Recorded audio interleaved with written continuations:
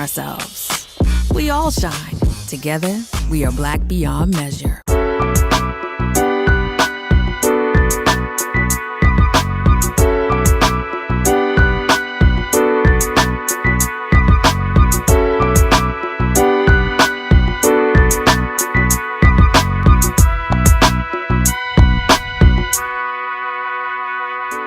Hey everybody, and welcome to A Balanced Life with Dr. Jacquie here at Black Star Network. Each and every week, we're bringing you content, communication, dialogue, ways to engage with yourself and others as it relates to how to live a balanced life. Of course, we know living a balanced life isn't easy because there are so many things that are consistently jockeying for position in our lives. But today, we're going to spend a little time talking about what it means to balance our behaviors. As we are moving about in our spaces, as we're headed out to the grocery store, time at the salon, going to look at houses, cars, shopping, even spending time in our social organizations, we are discovering that maybe we stepped out just a little bit too soon. I have to tell you, during the pandemic, I spent a lot of time by myself, so I got to know me better. So I'm hoping that as we communicate and talk, that you'll be able to discover some things about yourself that say, I'm really ready to get out and about. I'm prepared to start being more social. I have, a little bit of capacity, now to do more. And I didn't say go out and be extra. I said go out and do more. Today, I am joined with our subject matter experts, Dr. Tierney and Stacey Owens, who are going to talk to us about all these various stages of growth and development that help us move into adulthood a little seamlessly. Hey, ladies. Hey, Dr. Jacquie. I'm excited that you guys are here because as we talk about attitude and behavior, one of the phrases that I have to admit I need to stop saying is y'all need to grow up. Because sometimes, how our petty ways just kind of kick in when we seemingly thought that we maybe have left them behind or closed the door to a subject. Oftentimes, Petty Patty has a way of kicking in. And I want to start with Dr. Tierney as we talk about some of our petty ways. Talk to us, Dr. T. You want me to tell my petty ways? Oh, you have some petty ways. You give me some. Here we go.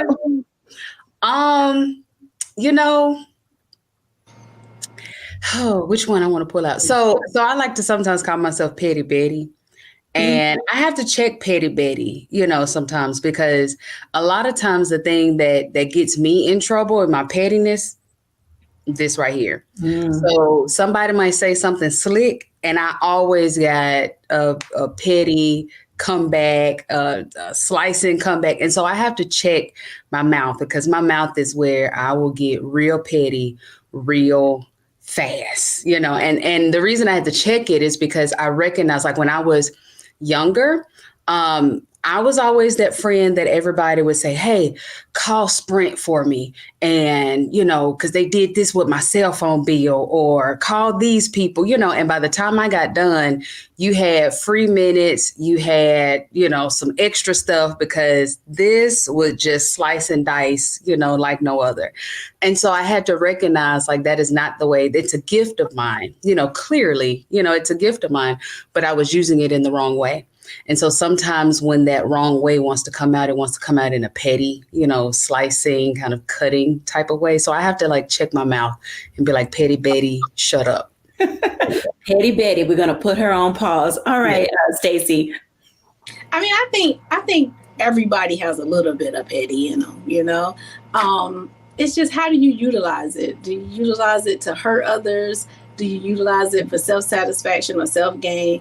Or do you utilize it because, you feel like your ego's been tattered and torn a little bit? So I'm like Dr. Tierney. You got to just keep checking in with yourself to say, why am I being petty at this moment? And I think it's something that you have to grow from because, I can remember in my younger years, well, let me go closer than that. I can remember Stacey maybe even last year. That if you did things It could be something simple that just sort of was nagging or aggravating to me, and I wanted to just give it back to you in a petty way. It would be quick for me to just go and quickly throw something at you, just being petty. It didn't even really matter. It was just you was on my nerve, and I wanted to get you off my nerve. So I think pettiness is something that we all carry. It's just make sure that you carry it well and you don't use it to intentionally hurt. Now, you both bring up something very interesting because sometimes pettiness turns into payback. And I think that's where we see these behaviors from when we were younger. We were allowed to get away with things and they sort of carry over, if you will, into our teenage years, into our young adulthood and into adulthood. How do you keep pettiness from becoming payback? I think you have to know, I think you have to adjust with yourself and get to the point where you stop letting stuff bother you. I think that's one of my biggest lessons that I had to learn is that the more, in those moments that I didn't know myself and I didn't know who I was, then I allowed things that people said to bother me. And then it made me feel like I had to get you back because I was bothered. But now, as I'm growing and learning more about me and I'm more comfortable in my skin, now I can let you say and do things to me that I can find another way of dealing with it. Just ignore you or just don't even have any care or thought in the world about what you're saying. So now I don't have to be petty to get you back. So, Yeah. And I totally agree with that. So you took it back to the younger years and some of these behaviors or these tendencies and patterns that we see now playing out as adults, they absolutely do start in our younger, years. And so the thing with my mouth, it started definitely when I was, a child, and my aunt, the aunt that I was just talking about last episode, she had this way of whenever I would do something or say something, if, to an adult sometimes, and just my ignorance and not, not knowing whatever came up, came out, or even to my younger cousins, she would sit me down and ask me, why did you do that? Why did you say that? Or what did that make you feel?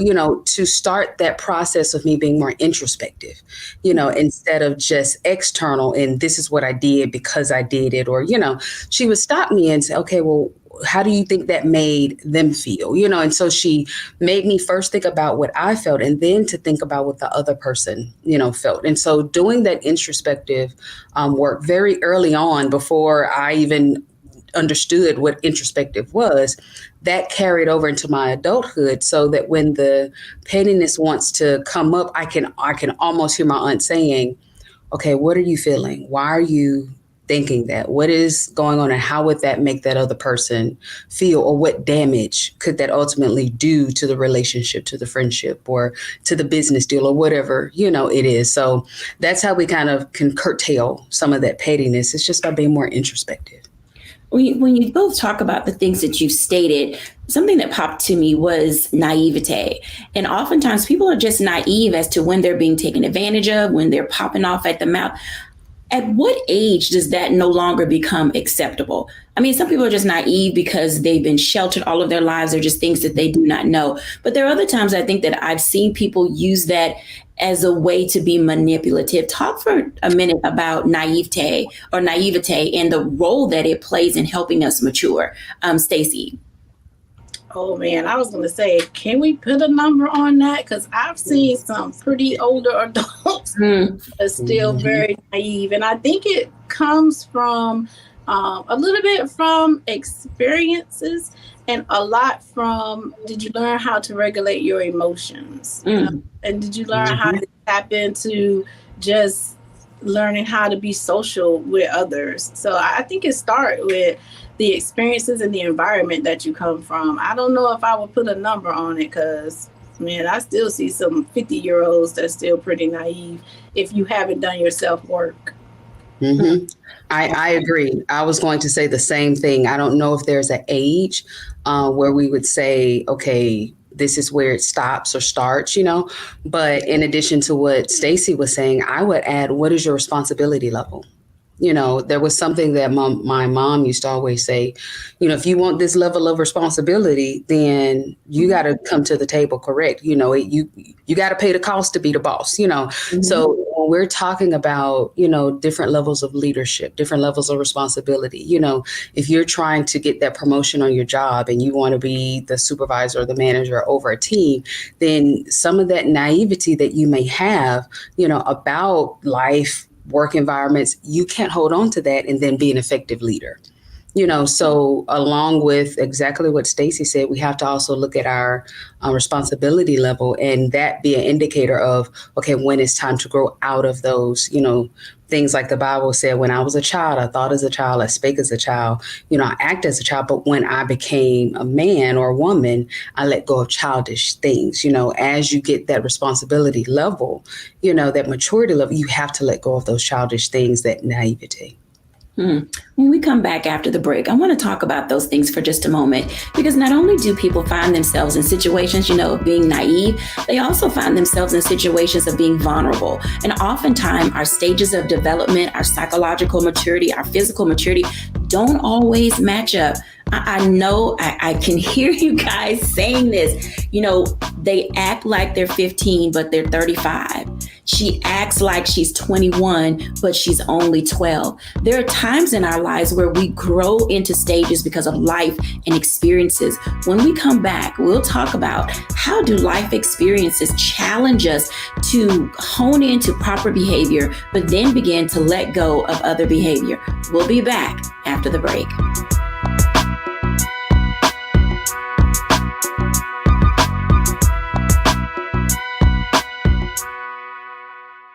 When we invest in ourselves, we all shine.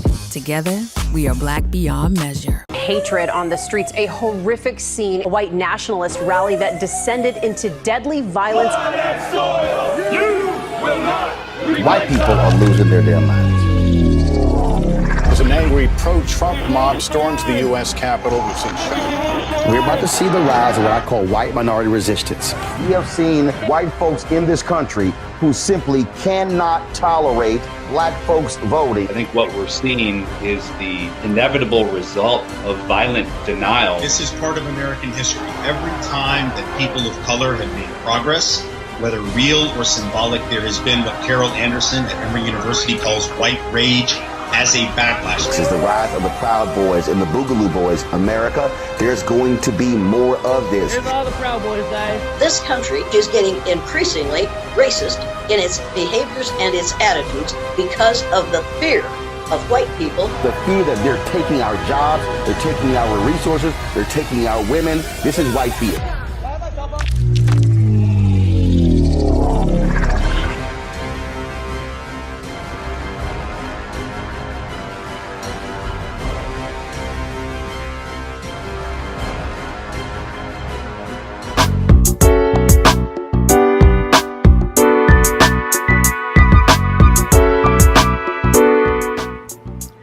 Welcome back, everyone, to A Balanced Life. And we're talking about what it looks like to balance behavior. Oftentimes, we let our children do whatever they want because honestly, parents are afraid of their children. They're afraid that they'll yell, they'll kick, they'll scream, and there are even children that fight back. And so with that, we want to make certain that we're in this space that as adults, we're able to not only check other people, but be able to call out behaviors that are not appropriate in various settings, allowing ourselves to really establish a baseline community-wise, culturally, to say that at a certain age and stage of growth and development, we should be seeing certain things.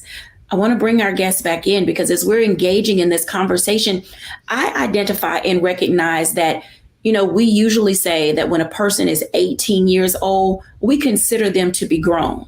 But at the end of the day, they're not fully equipped for the ways of this world. Stacey, talk to us a little bit about stages of growth and development and when you start to see signs of readiness in elementary and middle school and then high school kids.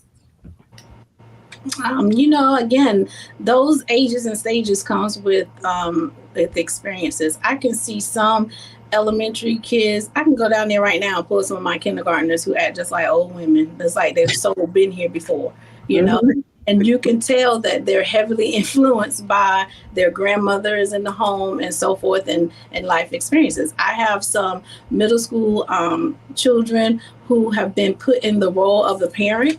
And so because of that parentification, they have learned and seen more than they should have at the age that they've seen it. And so they are pretty much, they can raise a child, take a job, and do whatever, because their life circumstances have put them in that position to have to step into the place or role of someone else's. And so, it made them learn things a little faster. And then I can go find you a third grader who parent don't let them do nothing, don't let them eat, drink, everything. They hold their hand to do everything to do. And so when it comes time to think, they may not be meeting the learning targets or the developmental targets that they should be at, because someone is holding on to them for their personal whatever reasons.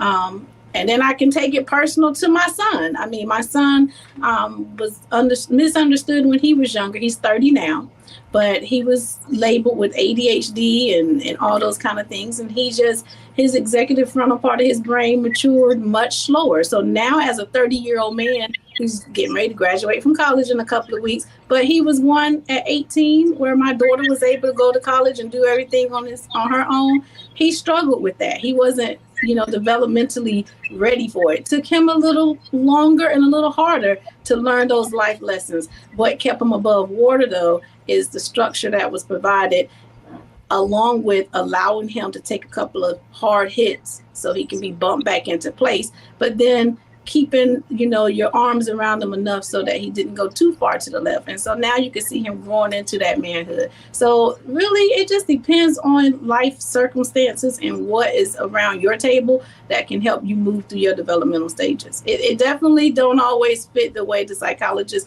and all have made those nice little fancy charts that say you should be doing this by the age of 2 and 3 and 4. That don't always work in some cultures.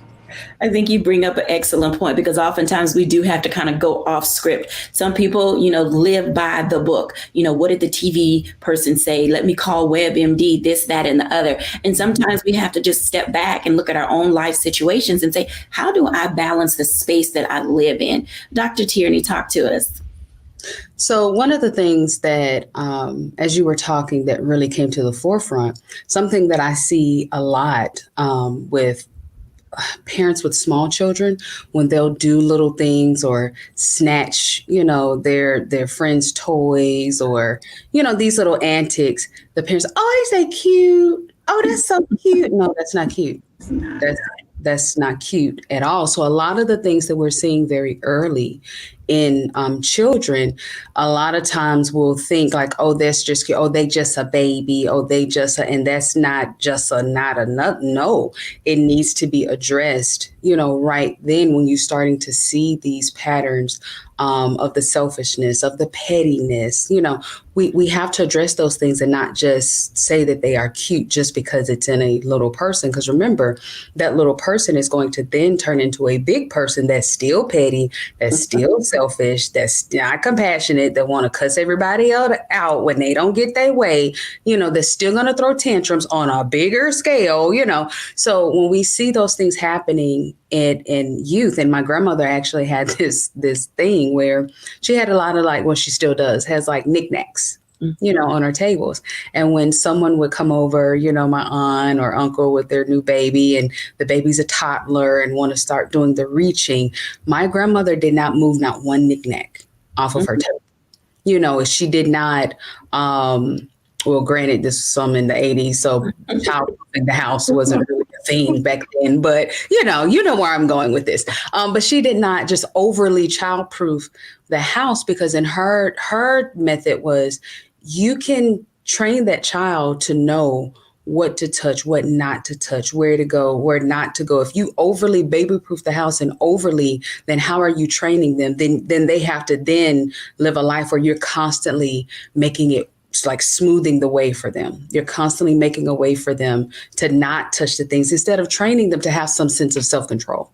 And that's really what it comes down to, the self-control. When are we teaching our children to start exercising some self-control? And if you're starting to teach that lesson at 10, 11, 12, Sugar, that's too late. You know, that lesson starts early when little Jimmy and little Susan want to start reaching for the knickknack on the table, you know, helping them to understand that you can't have everything that you want and everything is not cute. No, you bring up a valid point, because a lot of times the outgrowth of that is respect for self, respect for other people's property and other people's things. And even as an adult, I have stopped going to the grocery store. I have my groceries delivered, not because I'm bougie, but because the words, excuse me, I need to get past you, on your left, I'm right behind you, you know, running over my heel with the cart. There's certain words in all communities that are no longer spoken. And it reminds me in this dialogue that we're having today that there just wasn't a lot of balance in the nurturing and the developmental stages of some people who just really don't care whether or not they're in your physical space. I know that books talk about you need to be, you know, a couple of, 2 feet in whatever. You shouldn't be right here, you know, in someone's space when you're talking. But oftentimes we don't carry over habits, behaviors in all places. The same way we talk to each other, you know, in the park is not the same way we communicate with each other at the water cooler. How do we help community understand respect of space? Because I think that's a part of behavior that gets challenged a lot. And then people get irritated, like, oh, why are you up on me like that? And we hear all of these types of conversations in various environments. And we often wonder what triggered the response, but also what enacted the behavior. I think, if I can jump in here, I think it comes back to that sense of entitlement and selfishness and self-centeredness. You know, if going back to the example I gave with my aunt, you know, after she had me walking through, okay, what made you say that? What were you feeling? Now think about the other person. What are they feeling? What are they, you know? And so we live in a society where everything is me, I, mine, you know? And so again, if we're taking it back to childhood, we don't have to teach children to be selfish. You know, you surely didn't have to teach me to be selfish. I'm an only child. So I was quick to say mine, no, gimme, you know. And so if we're not being intentional of teaching our children, our teenagers, our adolescents to be mindful of other people that are in our community, that other people matter, you know, what are their feelings, what are their experiences, and we're totally being self-centered and selfish in our way of how we view the world, then of course, when I'm in the grocery store, you're in the way of me getting my green beans off of this shelf. You know, and so I'm not thinking about how me being in your space is going to make you feel, or me running into you with the cart is going to injure your heel. I'm not thinking about you. And so that's what we're seeing a lot of, you know, now, of the adults that are still stuck in those selfish tantrum tendencies that developed as children.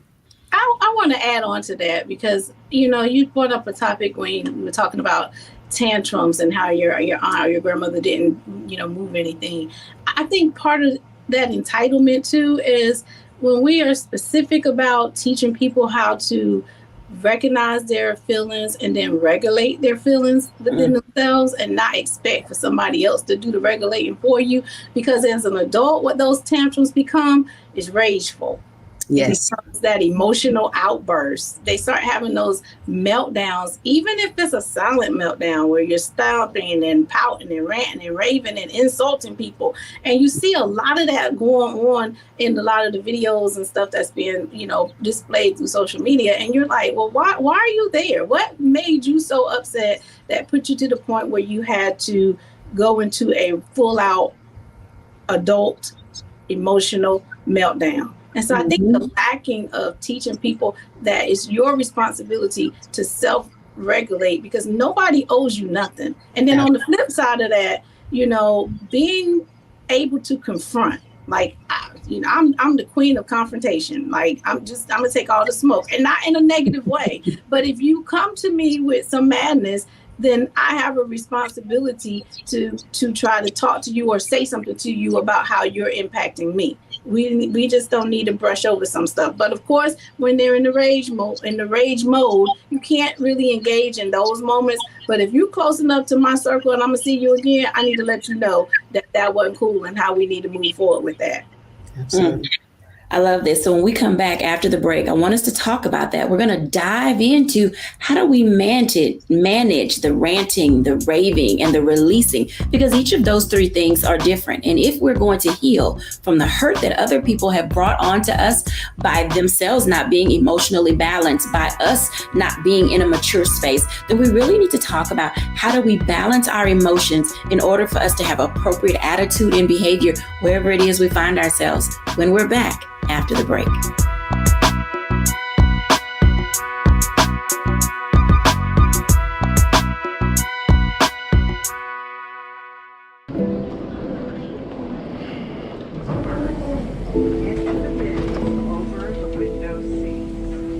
These are the only bins that will accommodate larger rollerboards.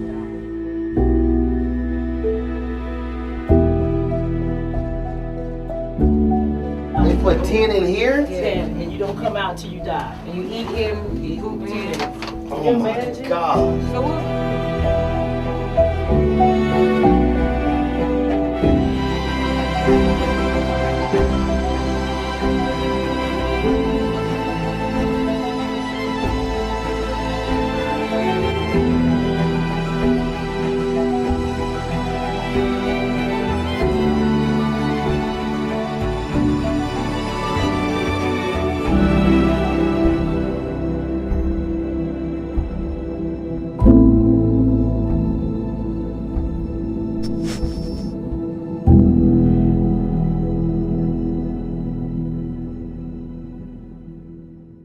When you talk about blackness and what happens in black culture, we're about covering these things that matter to us, speaking to our issues and concerns. This is a genuine people-powered movement. There's a lot of stuff that we're not getting. You get it, and you spread the word. We wish to plead our own cause.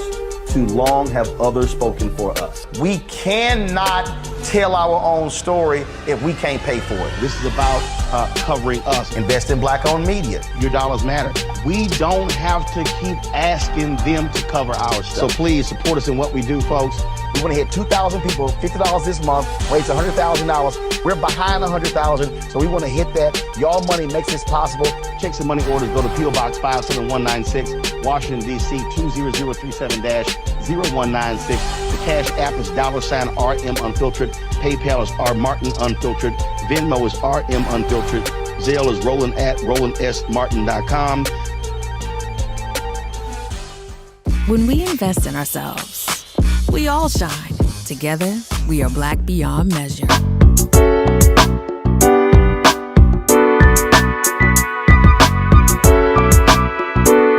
Welcome back, everyone. As you can tell, Petty Betty, Petty Patty, and all her friends have come to the place in life where they're able to say, I identify me as an individual who is growing, who is maturing, who's looking, as Dr. Tierney would say, leveling up my attitude and my behavior as it relates to how I engage with other people, how I approach situations and circumstances in my life.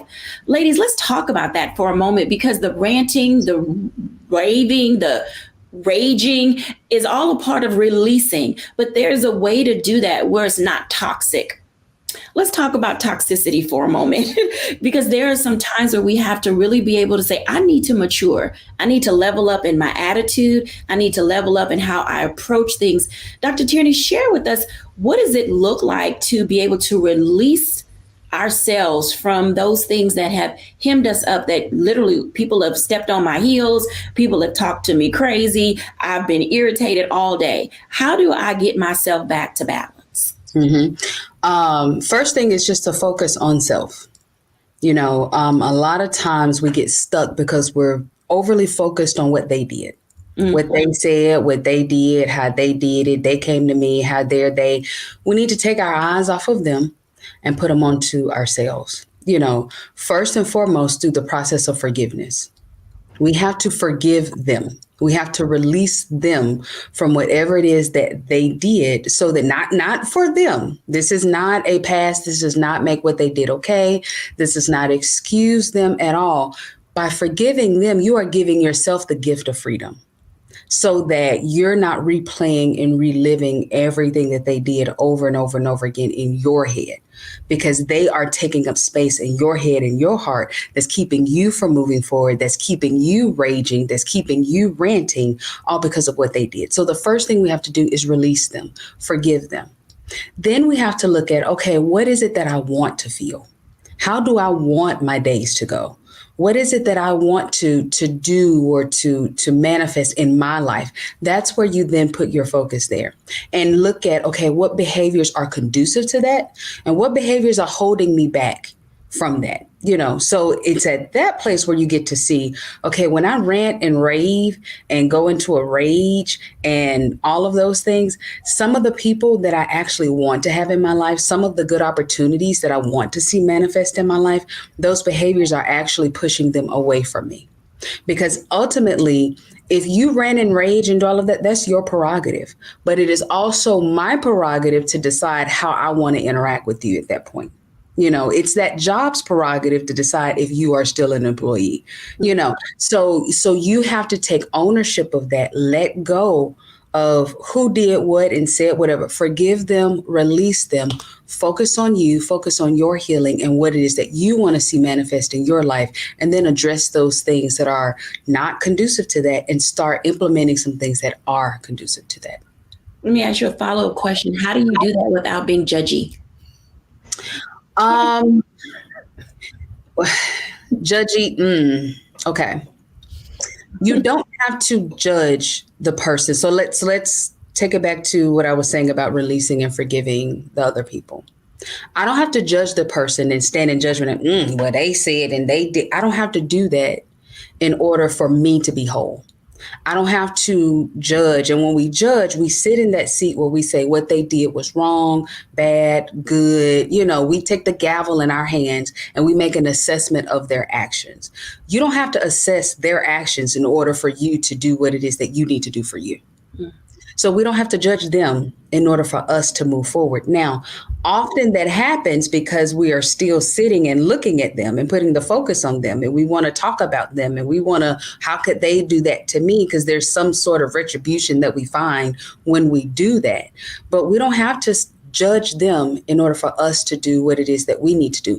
And even in you doing what you need to do for you, you don't have to say anything to them about it. You don't have to go to them and be like, you know what, now see, because you said it. So now we don't have to get the get back or the clap back or any of that, because all of that kind of sits around or in the peripherals of the judgment, so I may not be judging you, but I'm going to let you know sometimes it's best that you just keep it moving and keep it pushing, now, like my sister Stacy said, if this is something that needs to be addressed with somebody that is in your immediate circle, then that's a completely different thing where we now have to have a conversation, because now we have to confront some of the things that have happened, whatever the scenario was that we are in the process of forgiving, because we're going to move forward in this relationship. But if it's not, and it's somebody that what they do don't have no impact on you, then you need to keep it pushing, sugar, and don't even waste your energy or your breath trying to judge or anything about them and put your sole focus on you. Absolutely. Stacy. I was going to say that, if you come to me and you in a rage, I just got a lot going on in my life, right? So first of all, it's just certain things I'm not even going to engage in. So we teach kids here at Zecca that you have to be in control of your emotions, because your emotions are connected to a part of your brain that controls your thoughts.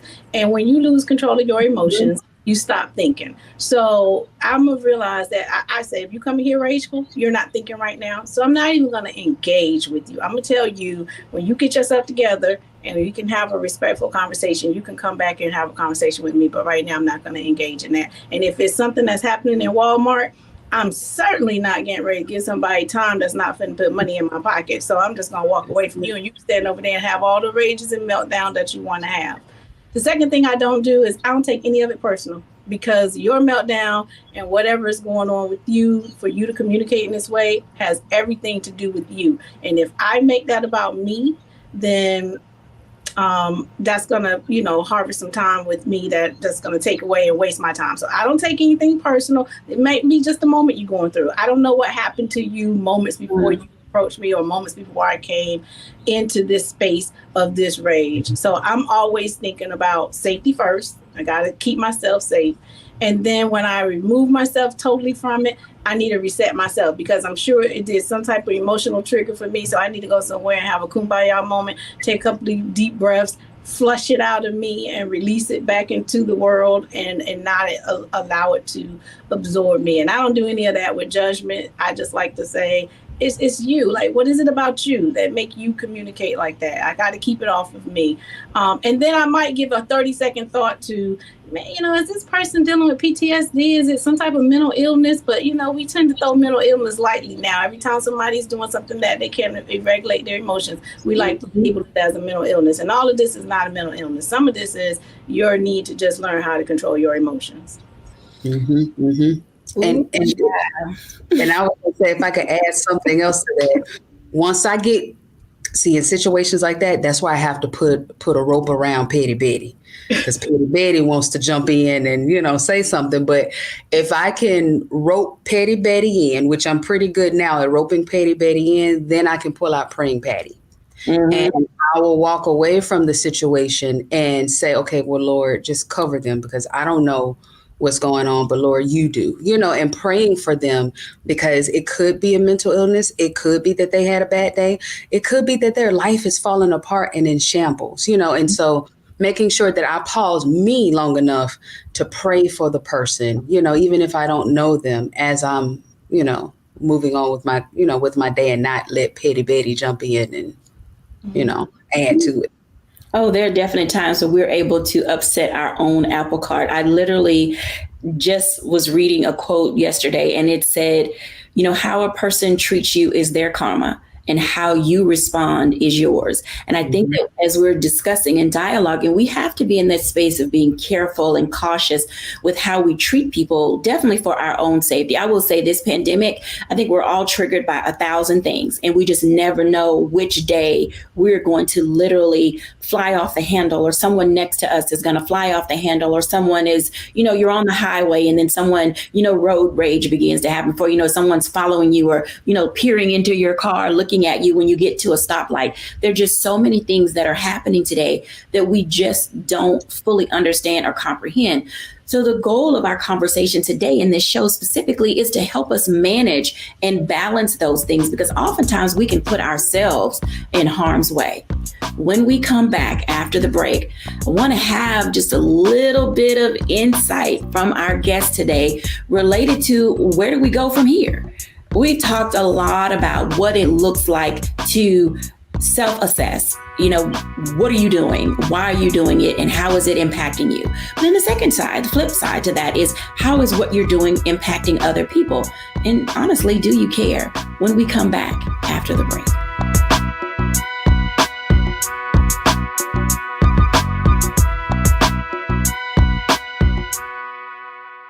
When we invest in ourselves, we all shine.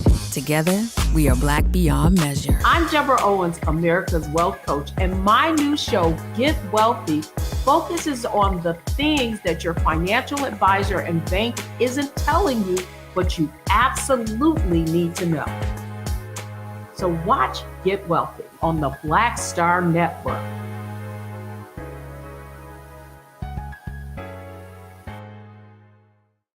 When we invest in ourselves, we all shine. Together, we are Black beyond measure.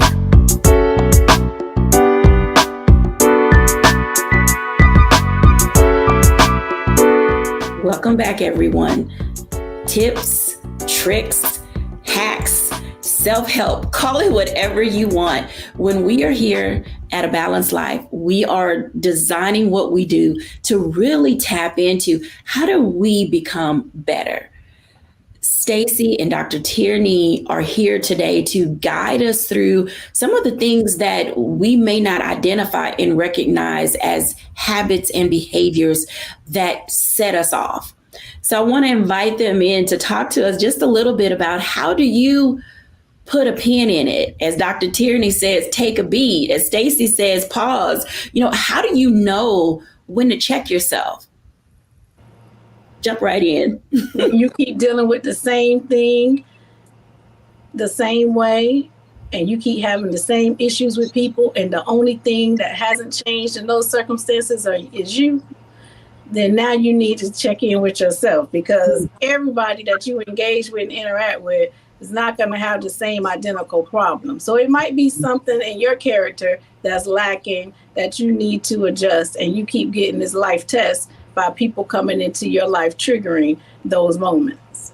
Mm-hmm. Mm-hmm. Yeah, I was going to say similar, in all of our interactions that we have in life, we are the common denominator in all of them. So if you're finding a repeat issue or a repeat feeling, and sometimes, unfortunately, we don't know that it's something that we need to address until after the trigger or after the meltdown, but instead of brushing that thing under the rug or just saying like, oh, well, it's all right. Well, I'm over. I'm good.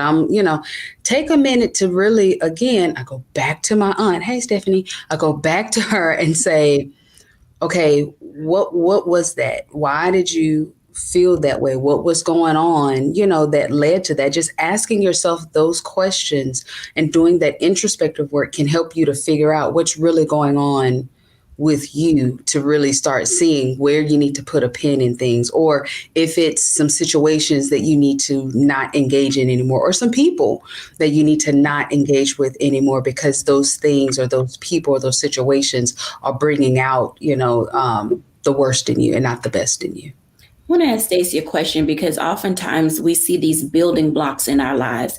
Stacey, when you're working with children, there are some habits, some things that we should do in all stages of life. So when a child is with you from kindergarten, middle school, high school, and into young adulthood, what are some things that you should see in life that stabilize us from childhood to adulthood, that we should really say, I'm going to pack this in my balanced living toolkit, and I'm going to carry this along with me throughout my days? Responsibility.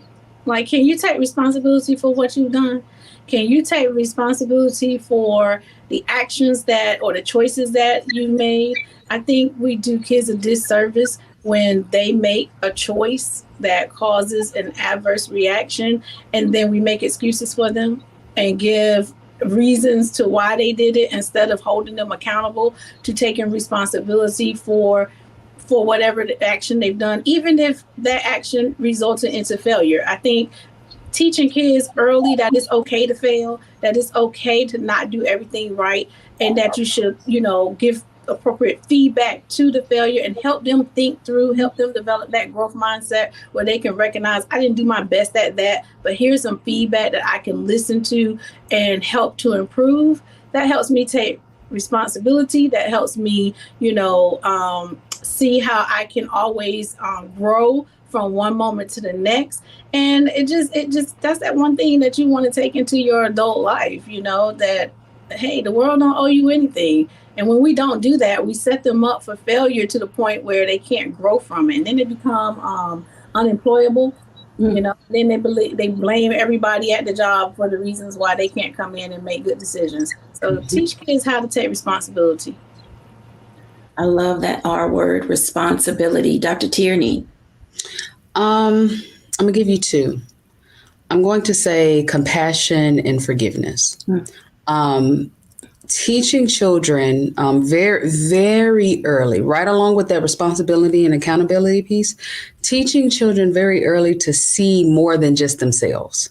To have compassion for others, to not be so self-centered that the only thing that they are preoccupied with is their toys, their good grades, because then it turns into, okay, well, my plan, my business, my pain, it turns into that we're feeding that me, my, and mine, and right along with that compassion piece, teaching children forgiveness very early. That when someone takes their toy in the sandbox or pushes them off of the side or whatever, whatever it is, even all the way down to the bullies, teaching them forgiveness very early so that they are not continually tormented by whatever happened, to them, that they're not carrying that throughout their lives, that they learn how to forgive quickly so that they can then move on, with their lives. I wanted to ask you both your impression on the role that self-esteem plays in balancing behavior, because oftentimes people do or say things or respond or react in a certain way because of how they've been treated, whether it's been good or bad. What role does self-esteem play in creating balanced young people as well as balanced adults? Stacey? Oh, that self-esteem is paramount. I mean, it's key because it starts with knowing who you are and believing in who you are. Because if you don't know who you are, and if your self-esteem is low, you'll believe whatever garbage people put on you and near you and in you. And so I have a girls group that we work with here at the school called Pearls, and we spend a lot of time working on helping them to build their self-esteem. One, starting with knowing just historically what is the plight of an African-American female, because this group is primarily African-American females. And we teach them that historical perspective to show what started to pour into who you are from the beginning. And then we talk about how you should take pride in yourself and believing in yourself, because your behaviors are impacted when you have low self-esteem and you don't see yourself as doing anything, then you won't do anything. You won't interact with anything. Your behaviors kick in because you don't have anything to be prideful for. You don't have anything to look up to. You don't have anything to label that respect towards for yourself, So self-esteem, if you don't have it, oh man, that can hold you back from being able to just do whatever. I think connect to your self-efficacy. It'll hold you back from believing in what you're able to bring to the table. So we got to put this self-esteem, build that in kids very early. Dr. T. Absolutely. So I'm reminded of something that Joyce Meyer often says: hurt people hurt people. So when our self-esteem is low, then we are hurting, on the inside, in our view of ourselves, what we think we are capable of, our own insecurities. So when our self-esteem is low, how we treat ourselves is how we're going to treat other people, and this is very evident in children in terms of the bullies.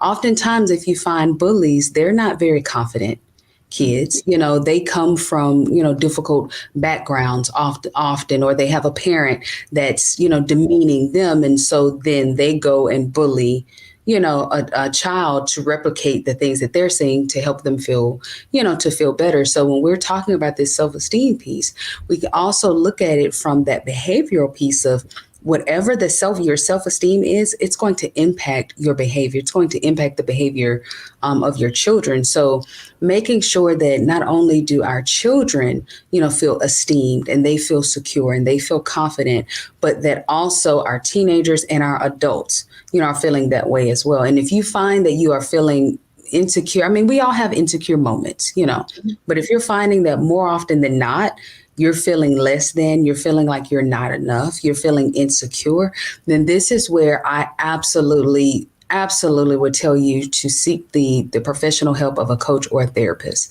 because we have specific tools that can help you combat those insecure thoughts, those feelings of fear and lack that you have, so that you can build your confidence, so that you can move through life in a confident way, feeling esteemed.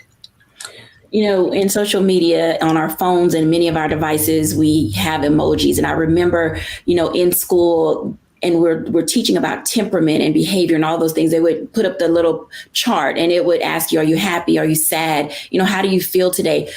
Why is it important to gauge your feelings? And for our audience who's watching, find your emoji. How are you feeling? Sometimes you need to do a self-check.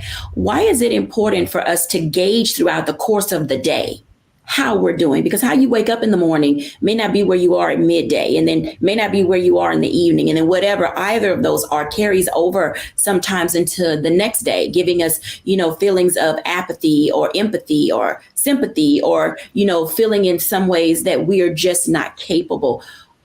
Why is temperament important in who we are and what we do? Stacey?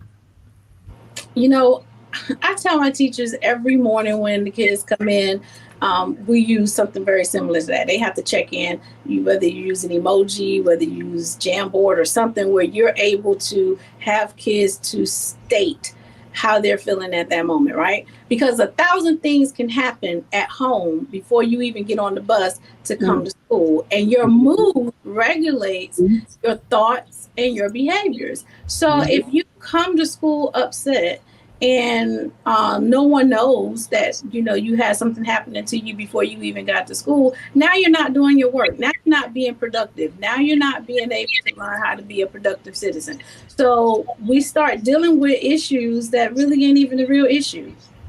Something quick happened in the class and everybody assumed that that's what got you in that space when it really isn't. So checking into your emotions help you to recognize your triggers. And you're right. You should check in throughout the day, because your mood can go from happy, sad, mad.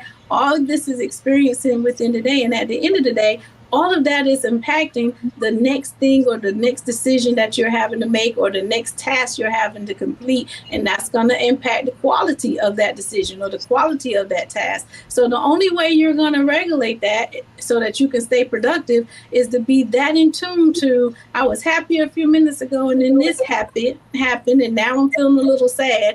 Do I need to stay there though? Because if I know this was what made me sad, then I can put another way of reacting to it when it comes down my path again. So now it's not making me sad. So that is the key to regulating yourself so that you don't get stuck. I think we get stuck when we stop checking in and knowing how we're really feeling and why we're feeling like that. So check those emotions all day until you go to bed. All day.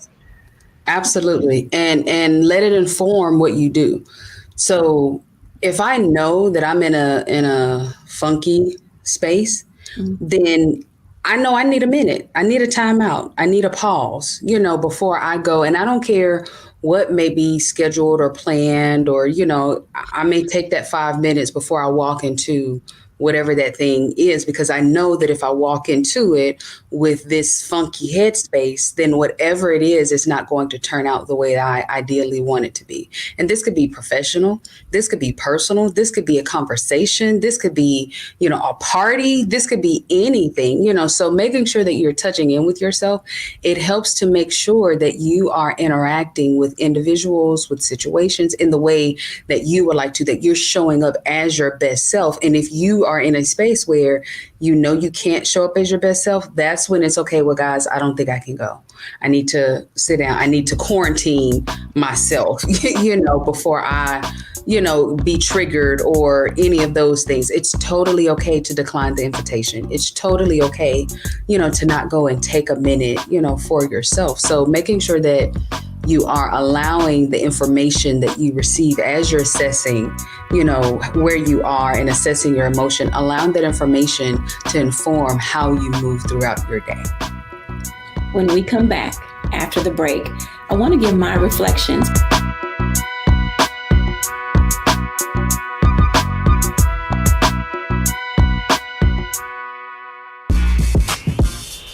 When we invest in ourselves, our glow, our vision, our vibe, we all shine. Together, we are Black beyond measure. Folks, Black Star Network is here. I'm real revolutionary right now. Support this man, Black Media. He makes sure that our stories are told. Thank you for being the voice of Black America, Roland. Stay Black. I love y'all. All momentum we have now, we have to keep this going. The video looks phenomenal. See, there's a difference between Black Star Network and Black-owned media and something like CNN. You can't be Black-owned media and be scared. It's time to be smart. Bring your eyeballs home. You dig?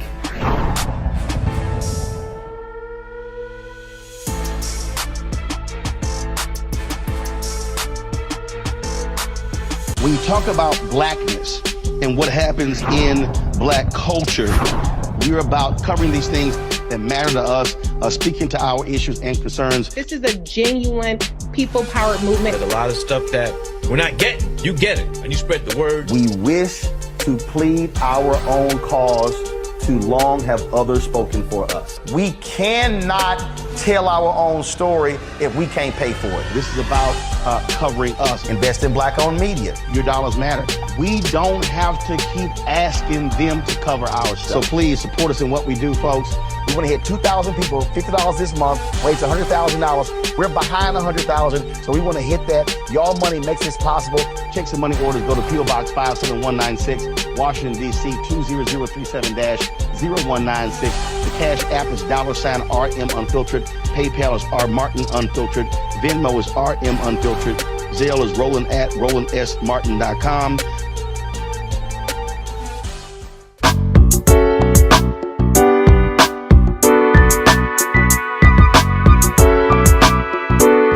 Welcome back, everyone. As you can tell, balancing your behavior oftentimes is difficult because we cannot always pinpoint what made us do what we just did. And we oftentimes are not able to put a pin in what made us feel the way we just felt. But there does come a time when we have to sit back and do some self-reflection and, take a look at who we're in the process of becoming, but also looking at what shaped us into who we are today. Attitudes and behaviors are about how you feel and what you do and how you respond to those things that come into your space. But most importantly, it's also how you go into a space. We've heard a lot today about what it means to regulate who you are so that you can leave a place or space better than you found it. So today, if you're being challenged and you're not really certain of where you need to be and things are not looking quite as rosy as you believe they should, I hope that the one thing that you caught today was that life isn't perfect and no one is expecting you to be. The key is being able to marry all of the things together that we face on an ongoing basis from childhood to adulthood. We are in the process of being. We're in the process of doing. We're in the process of accepting responsibility and ownership for a single entity, which is self. Today, go out and do better and be better, that your life can be reflective of who you want the world to see, but then also who you want others to become from having been in your space. Thank you all so much for watching A Balanced Life here at Black Star Network. Bye now.